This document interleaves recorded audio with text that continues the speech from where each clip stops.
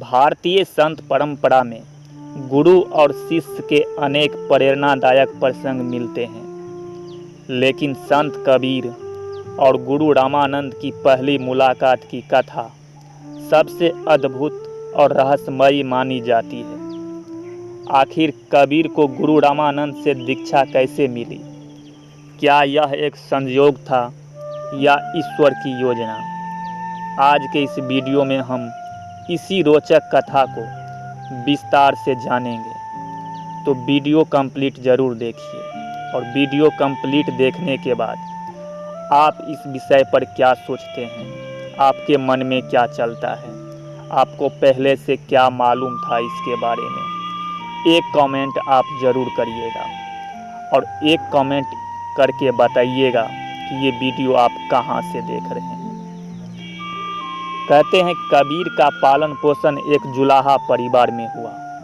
बचपन से ही उनका मन सांसारिक कार्यों में कम और भगवान की भक्ति में अधिक लगता था। कबीर साधु संतों की संगति करते थे और उनके मन में एक ही इच्छा थी, उन्हें कोई ऐसा गुरु मिले जो उन्हें ईश्वर तक पहुंचने का सच्चा मार्ग दिखा सके। उस समय काशी में एक महान संत की ख्याति दूर दूर तक फैली हुई थी। उनका नाम था रामानंद। गुरु रामानंद भगवान राम के महान भक्त थे। उनके प्रवचन सुनने के लिए दूर दूर से लोग आते थे। वे भक्ति, प्रेम और ईश्वर के नाम का प्रचार करते थे। कबीर भी उनके उपदेशों से अत्यंत प्रभावित थे और उन्हें अपना गुरु बनाना चाहते थे। लेकिन उस समय समाज में जातिगत भेदभाव बहुत अधिक था। कबीर को यह भय था कि कहीं गुरु रामानंद उन्हें शिष्य बनाने से मना न कर दे। कहानी के अनुसार कबीर ने निश्चय किया कि वे किसी भी तरह गुरु रामानंद से मंत्र प्राप्त करेंगे। उन्हें पता था कि गुरु रामानंद प्रतिदिन ब्रह्म मुहूर्त में गंगा स्नान करने जाते हैं। इसलिए एक दिन कबीर रात के अंतिम पहर में काशी के घाट की सीढ़ियों पर जाकर लेट गए। चारों ओर अंधेरा था। किसी को पता नहीं था कि एक बालक अपने जीवन के सबसे महत्वपूर्ण क्षण की प्रतीक्षा कर रहा है। सुबह होने से पहले गुरु रामानंद गंगा स्नान के लिए घाट पर पहुँचे। अंधेरे में उनका पैर सीढ़ियों पर लेटे कबीर से टकरा गया। अचानक उनके मुख से निकला, राम राम कहो बेटा। बस यही शब्द कबीर के जीवन का सबसे बड़ा खजाना बन गया। कबीर उठ बैठे और उनके हृदय में अपार आनंद भर गया। उन्होंने इन दो शब्दों को ही अपना गुरु मंत्र मान लिया।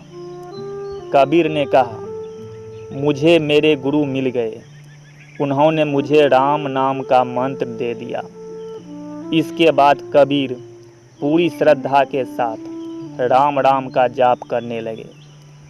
उनके लिए गुरु का एक शब्द ही जीवन का सबसे बड़ा उपदेश बन गया। जब लोगों को पता चला कि कबीर स्वयं को गुरु रामानंद का शिष्य कहते हैं, तो कुछ लोगों ने इसका विरोध किया। वे गुरु रामानंद के पास पहुँचे और बोले, एक जुलाहा युवक स्वयं को आपका शिष्य बता रहा है। गुरु रामानंद ने कबीर को बुलाया और पूछा, मैंने तुम्हें कब दीक्षा दी? कबीर ने विनम्रता से पूरी घटना सुना दी। कहा जाता है कि कबीर की सच्ची श्रद्धा और भक्ति देखकर गुरु रामानंद भावुक हो गए। उन्होंने कहा, जिसने मेरे मुख से निकले राम नाम को गुरु मंत्र मान लिया, वह वास्तव में मेरा शिष्य है। इसके बाद उन्होंने कबीर को अपना शिष्य स्वीकार कर लिया। यह घटना केवल एक गुरु और शिष्य की मुलाकात नहीं थी, बल्कि यह उस समय की सामाजिक रूढ़ियों पर एक बड़ा संदेश भी थी। इस प्रसंग ने यह सिद्ध किया कि ईश्वर की भक्ति के मार्ग में जाति, जन्म और ऊंच नीच का कोई महत्व नहीं है। कबीर ने अपने जीवन में प्रेम, सत्य और मानवता का संदेश दिया। उन्होंने बाहरी आडंबरों की अपेक्षा सच्ची भक्ति को अधिक महत्व दिया। उनका प्रसिद्ध दोहा है, गुरु गोविंद दोऊ खड़े, काके लागू पाए, बलिहारी गुरु आपने, गोविंद दियो बताए। इस दोहे में कबीर ने गुरु को ईश्वर से भी महान बताया है, क्योंकि गुरु ही ईश्वर तक पहुंचने का मार्ग दिखाते हैं। इतिहासकारों के बीच इस घटना के विवरण को लेकर अलग अलग मत हैं। कुछ विद्वान इसे लोक परंपरा और संत साहित्य में वर्णित कथा मानते हैं, जबकि कुछ इसे प्रतीकात्मक घटना बताते हैं। लेकिन इसमें कोई संदेह नहीं कि कबीर और गुरु रामानंद का सबसे भारतीय भक्ति आंदोलन की सबसे प्रेरणादायक गुरु शिष्य परंपराओं में से एक है। संत कबीर और गुरु रामानंद की पहली मुलाकात हमें सिखाती है कि सच्ची भक्ति, सच्ची श्रद्धा, विनम्रता और ज्ञान की प्यास इंसान को उसके गुरु तक अवश्य पहुंचा देती है।